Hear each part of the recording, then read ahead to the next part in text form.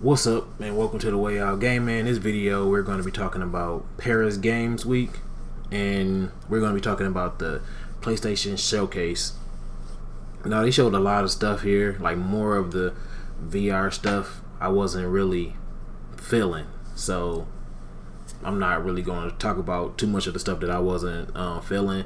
They had a lot of different type of VR games. There was a Concrete Genie or something like that, and some other ones too, but I'm not off into games like that. So, but the games that I was off into is pretty much the ones I'm going to speak on right now. As far as VR, they had Blood and Truth. Now that game is, I believe, from the same makers of the London Heist, I believe, and that game is a VR game and it looks real good. I mean, now that's one game that I will get, and I will be in VR all the time, depending on how long that game is, because that game looked it perfect, like a true VR game that people expected from VR, you know. So I will be totally in that.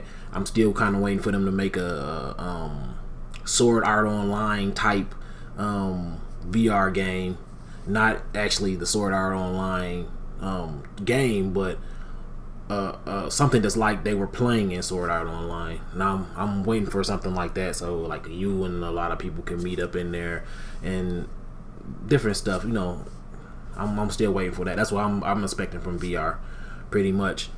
And then they had they showed actual story from the Spider-Man game, and that's seemed like it was pretty good or whatever. It was more than just showing him flying through the air and you know getting bad guys or whatever you want to call it, stuff like that. But it actually showed that he was like trying to retire from being Spider-Man because it was supposed to be getting better or something like that, and police could handle it. And then I think Kingpin got arrested, and then I don't know, everything that started breaking loose and new bad guys or whatever, so he had to strap back on the suit or whatever. But that looked it pretty good. And Destiny, Curse of Osiris, Destiny 2, Curse of Osiris, that one looked it pretty decent. They didn't show like a lot of it. Pretty much they only showed like a little bit of it. She was talking, and then they said something about Osiris was her teacher or something like that. He's supposed to be like one of the greatest guardians or something like that, but he his ways was messing up the whatever, and so they had to kick him out or whatever, and they don't know if he's going to be on their side or on the other side or whatever when he comes back, because he came back. And so I mean, that looks pretty decent or whatever, but everybody is kind of moving away from Destiny because I guess they've kind of messed up some stuff from coming from the first one to the second one. Some stuff that people didn't expect for them to actually mess with, they did, and kind of messed it up. So I don't really know too much about that one, or if it's going to be any good. I know my nephew's going to get it. I probably just watch him play it because he left me on the Destiny too. So he outgrinded me, and then he just like left my little fire team or whatever, and so he was playing with other people. So I don't think I'm going to too much get that, because if I don't have anybody to play with, I'm not going to too much mess with it. But then they had Detroit Become Human. They showed a new storyline of that, and it was like a guy, I don't know if he was a drunk or whatever, and he had a daughter. He brung his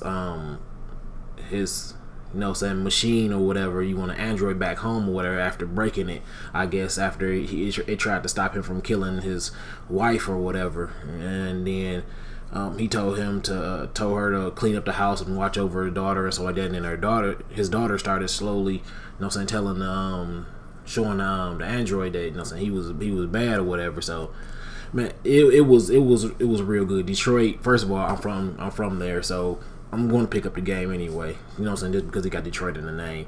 And then from the beginning, it was showing off good stuff about the game, so I'm going to get that one.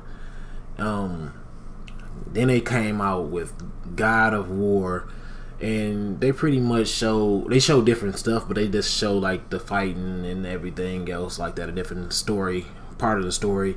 And they actually show his son helping him fight. His son was coming up behind him, saying, kicking him or shooting him with his arrows and stuff like that, and they were combating him and hitting him with combinations or whatever between him and his son and stuff like that. So that looked real good, because in the first one you didn't get anything from his son. His son was just standing back and he was fighting a big golem or whatever. So this one, it looks like it's going to be real good. And then at the end of it, they showed The Last of Us 2. Now they had everybody in there was different characters. Like, you never seen these characters before. So I didn't really know what it was. I thought it was like a new game, or I thought it might have been Days Gone or something like that, because it was like completely new characters. But at the end of it, it wasn't. It was The Last of Us Part 2, and it had like 2 Asian characters in there, and then one new lady, and it looked like, I don't know, looked like she's some kind of bodybuilder or something like that, because she's pretty big, but or pretty cut. I'm not gonna. She wasn't really big, but so it looked like they're 3 new people from that game. And I don't know if they're gonna, like, in the game you're gonna like link up with the first 2. I didn't really play the game, so I can't really remember their names or whatever from the first one. But I did watch a game playthrough from Chris Move or whatever. So yeah, it looked good. It's just not a game that I probably can actually play. I don't like all the crafting and everything else like that. I like to just find guns or whatever on the floor and play with it. I don't do all the crafting.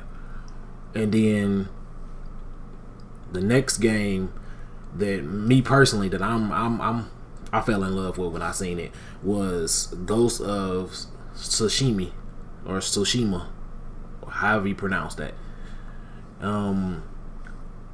But that game, it looks really good. I don't know if you're like actually supposed to be like a ghost or what, but it's like a samurai old school Japanese game. And Sucker Punch made it, actually, so at least a portion of the game is going to be good, because like to this date right now, I